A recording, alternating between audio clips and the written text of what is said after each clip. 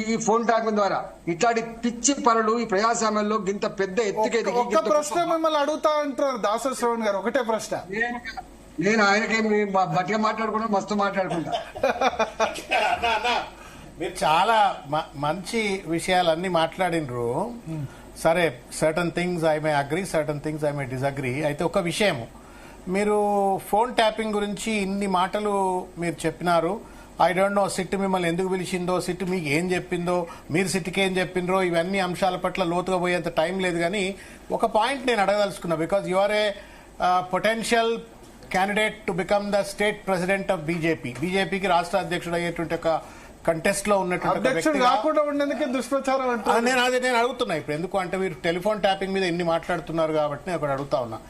Pegasus అని చెప్పని Israel నుండి సాఫ్ట్వేర్ తెచ్చిండ్రు అని చెప్పని పెద్ద ఎత్తున జడ్జిల నుండి మొదలుకుంటే, అపోజిషన్ పార్టీ నాయకుల నుండి మొదలుకుంటే, ఆఖరికి వాళ్ళ లీడర్ ఆఫ్ ది అపోజిషన్ అయిన రాహుల్ గాంధీ వరకు కూడా టెలిఫోన్ ట్యాపింగ్ చేసిండ్రు పెగసిస్ సాఫ్ట్వేర్ ద్వారా అని చెప్పని పార్లమెంటును స్తంభింపజేస్తే, మేము కొన్నది నిజమే అని చెప్పని పార్లమెంట్ లో ప్రభుత్వం ఒప్పుకునేంత స్థాయికి బీజేపీ ప్రభుత్వం వచ్చిన తర్వాత మీరు what moral right will you have to talk about telephone tapping, whether it is good or bad? నేను రైట్ రాంగ్ అనేటువంటి ఒక చర్చ చేయట్లేమో, తప్పు టెలిఫోన్ ట్యాపింగ్ జరిగిందా జరగలేదా పక్కకు పెడితే, మీ పార్టీ మీ ప్రభుత్వం కేంద్రంలో టెలిఫోన్ ట్యాపింగ్ చేసింది. నాట్ ఓన్లీ పెగసిస్ సాఫ్ట్వేర్ ద్వారానే కాదు, మీరు వెస్ట్ బెంగాల్లో 2021లో కనుక జరిగినటువంటి ఒక పరిణామ క్రమం మీరు మొత్తం కనుక చూసినట్టయితే, మమతా బెనర్జీ చీఫ్ సెక్రటరీ, అక్కడ ఉన్నటువంటి ఒక మంత్రులు, మొత్తానికి మొత్తం వెస్ట్ బెంగాల్లో టెలిఫోన్ ట్యాపింగ్ బీజేపీ చేసిందని చెప్పని ఆరోపణ ఉన్నాయి. హర్యానాలో అటువంటి ఆరోపణలు ఉన్నాయి, కర్ణాటకలో అటువంటి ఆరోపణలు ఉన్నాయి. దేశవ్యాప్తంగా ఎక్కడెక్కడైతే బీజేపీ ప్రభుత్వాలు కూల్చిందో అక్కడ పెద్ద ఎత్తున టెలిఫోన్ ట్యాపింగ్ జరిపి అక్కడ శాసనసభ్యులను, మంత్రులను అందరినీ కూడా అతలకుతలం చేసింది, ప్రభుత్వాలను కూల్చిందని చెప్పని ఆరోపణలు ఉన్నాయి. ఇది బహిరంగంగా ఒప్పుకున్నటువంటి ఒక విషయం. కాబట్టి మీరు చెప్పింది చాలా మంచి మాటలు చెప్పినారు. ఈ టెలిఫోన్ ట్యాపింగ్ రైటా రాంగా అనేటువంటి అంశం మీద చర్చ చేద్దాం. అది కేసీఆర్ గారికి ఎంత తెలుసో, కేటీఆర్ గారికి ఎంత తెలియదో, ఇవన్నీ అంశాలు పక్కకు పెడితే, you are representing a party which is known for political telephone tapping at the national level to dismantle the governments in the country. దేశంలో ప్రభుత్వాలు కూల్చడానికి, కేంద్రంలో రాజకీయ అస్థిరత్వాన్ని సృష్టించడానికి టెలిఫోన్ ట్యాపింగ్ వాడుకుందనేటువంటి విషయాన్ని కూడా దయచేసి పెద్దలు మీరు ఉటంకిస్తే బాగుంటుందని నేను కోరుకుంటున్నాను. ఒక మాట శ్రావణ్ గారు, ఒక మాట, మనకు ఒక ఇంటెలిజెన్స్ వ్యవస్థ అయితే ఉందా శ్రావణ్ గారు? ఉంటదన్నా, ఎందుకు ఉండదు? ఇంటెలిజెన్స్ వ్యవస్థ ద్వారా శ్రావణ్ గారు ఏం చేస్తుండ్రు, ఈటల గారు ఏం చేస్తుండ్రు, ఇది తెలియడానికి అయితే ఆస్కారం ఉంటుందా? ఉంటది. దాని తర్వాత మళ్ళీ ఎందుకు ఇది చేసుకోవాలి? నేను ఇంకొక మాట, నేను అదే అంటున్నా, అది కేసీఆర్ గారే చేసిందని ఎందుకు అంటున్నారు? మనము కేటీఆర్ గారే చేయించిందని ఎందుకు అంటున్నాము? ఇవాళ గమ్మతే అన్న, మీరు ఒక్క 30 సెకండ్ అన్న, ఇవాళ మనము ఒక వ్యవస్థలో పనిచేస్తుందని మీరే అంటున్నారు. డీజీపీకి పొద్దుగాల వచ్చి ఐజీ ఇంటెలిజెన్స్ వచ్చి సీఎం కు రిపోర్ట్ చేస్తాడు. But where is the role of director general of police? DGP ఎవరు? మహేందర్ రెడ్డి గారు పాత్రే మాట్లాడతలేరు. ఎవరు? మహేందర్ రెడ్డి గారు ఎవరైతే పోలీస్ వ్యవస్థకు బాస్ ఉంటాడో ఆయన టీఎస్పీఎస్సీ చైర్మన్ అవుతాడు, తప్పులేదు, ఆయనకి ఏ పాత్ర ఉండదు. డైరెక్ట్ గా ఇంటెలిజెన్స్ చీఫ్ డైరెక్ట్ గా సీఎం కు రిపోర్ట్ అని. No, he works under the DGP. What are you talking? అదే చెప్పారు, ఆయన డీజీపీ కింద పనిచేస్తే స్ట్రక్చర్ లో లా అండ్ ఆర్డర్ సీఎం చేతిలో, లా అండ్ ఆర్డర్ సీఎం చేతిలో డిపార్ట్మెంట్. రాజేందర్ గారు చెప్పండి. నన్ను ఒక్క నిమిషం క్లారిఫికేషన్ ఇవ్వని చెప్పండి. నేను కూడా సిస్టమ్ లో ఉన్నా కాబట్టి చెప్తున్నా. చెప్పండి. నాకు ఎస్, డీజీపీ కిందనే అన్ని వ్యవస్థలు ఉన్నప్పటికీ కూడా రాజకీయ పరమైన ఇన్ఫర్మేషన్ మాత్రం ఎవ్రీ డే ముఖ్యమంత్రి గారికి మాత్రం ఇస్తారు. నంబర్ 1. నంబర్ 2, ఇవాళ హోంమంత్రి గారు ఇక్కడ ఉన్నప్పటికీ కూడా ఇవాళ లా అండ్ ఆర్డర్ ఇవన్నీ కూడా ముఖ్యమంత్రి గారే హ్యాండిల్ చేస్తారు. ఈ రెండింటి పట్ల వారికి అయితే యాక్సెప్టెన్స్ ఉంటుంది అనుకుంటున్నారు. నంబర్ 2. నంబర్ 3 ఏమంటుండే, అసలు నేను ఇంటెలిజెన్స్ వ్యవస్థ ఇంత పెద్ద దేశంలోనే ఇంత ఎఫెక్టివ్ గా పనిచేసే ఇంటెలిజెన్స్ వ్యవస్థ ఉన్న తర్వాత ఇంకా ఫోన్ ట్యాపింగ్ ఎందుకు అంటున్నా? ఇట్లా ఏం చేస్తున్నాడు? నేను జంగల్ లేను కదా, నేను ఇక్కడనే ఉంటుంది. నా ఇంటికి ఎవడొస్తాడు, ఎవడు పోతుండు, ఒక ఇద్దరిని పెడితే నా ఎమ్మడి పొద్దుల మొత్తం చూస్తూనే ఉంటారు. ఇదంతా పక్క పెట్టు, నా ఎమ్మడిన ఇద్దరు గన్మెన్లకే పోయి బాధ్యత వాడు చేయడా? ఇట్లా అంటాడు, ఎక్కడ తింటాడు, ఎక్కడ పంటాడు, ఇంకా మళ్ళీ ట్యాప్ చేసి అక్కడే ఉంది. కరెక్టే. దానికి ముఖ్యమంత్రి గారికి ఏం సంబంధం అంటున్నా నేను? కేటీఆర్ గారికి ముఖ్యమంత్రి గారికి ఏం సంబంధం అంటున్నా? పోలీసు వాళ్ళు దొంగలను పట్టుకోవడానికో, లంగలను పట్టుకోవడానికో, లేకపోతే రాజకీయ అస్థిరత్వాన్నో, ప్రభుత్వాలను కూల్చివేసే కుట్రలు చేసే వాళ్ళ గురించో, లేకపోతే ఎవరైనా దొంగ డబ్బు పట్టుకొచ్చే వాళ్ళ గురించో, లేకపోతే ఇంకేదైనా అక్రమాలకు పాల్పడే వాళ్ళు, టెర్రరిస్టుల గురించో ఒకవేళ టెలిఫోన్ ఇంటర్సెప్ట్ చేస్తే దానికి కేసీఆర్ గారికి ఎందుకు సంబంధం కట్టాలా, కేటీఆర్ గారికి ఎందుకు సంబంధం అంటగట్టాలి? అయితే ఇక్కడ ఇప్పుడు శ్రావణ్ గారు చెప్పేది అందరూ కరెక్ట్ అన్న కానీ ఈటల రాజేంద్ర గారు ఏ దొంగ? ఈటల రాజేంద్ర గారు ఎక్కడ దొంగతనం చేసే? ఈటల రాజేంద్ర గారి భార్య ఎక్కడ దొంగతనం చేసే? ఈటల రాజేంద్ర గారి కొడుకు ఎక్కడ దొంగతనం చేసే? మిమ్మల్ని ఏదో ట్రాప్ వేసినట్టుందా? నా బాధ ఒకటి ఏంటంటే ఇఫ్ ఇన్ కేస్ సిట్ వాళ్ళు గనక వదినమ్మ ఫోన్ ట్యాప్ అన్న ఒక్క మాట, సిట్ వాళ్ళు మీకు గనక వదినమ్మ ఫోన్ ట్యాప్ చేసిండ్రనో మీ డ్రైవర్ ఫోన్ ట్యాప్ చేసిండ్రు అని చెప్పని సిట్ వాళ్ళు చెప్పినట్టయితే ఇది ముమ్మాటికి కాంగ్రెస్ కుట్ర.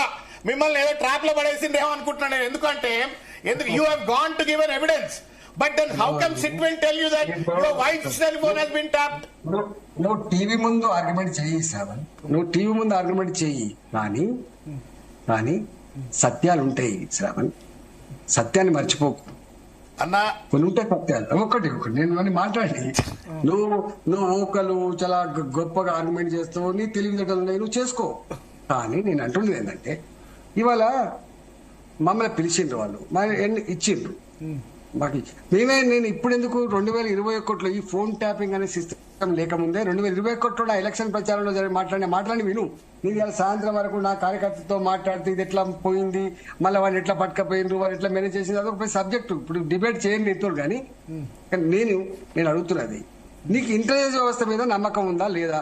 ఇంకొక రెండో మాట, ఇలా వాళ్ళ ముగ్గురి వాగ్మూలం విన్న నేను పేపర్లు చదివిన, ప్రణీత్ రావు గారు కానీ, శ్రవణ్ కుమార్ రావుత్ కానీ, లేకపోతే ఇంకొక రావుత్ కానీ చదివినది ఏంటంటే మాకు ప్రభాకర్ రావు గారు ఆదేశించినట్టుగా నేను చేసిన అన్నాను. ప్రభాకర్ రావు గారికి ఎవరు ఆదేశించి ఉండాలి? శ్రవణ్ గారు చెప్పండి. ప్రభాకర్ రావు గారు స్ట్రక్చర్ అన్నా, మీరు ఫైనాన్స్ మినిస్టర్ గా ఉన్నారు,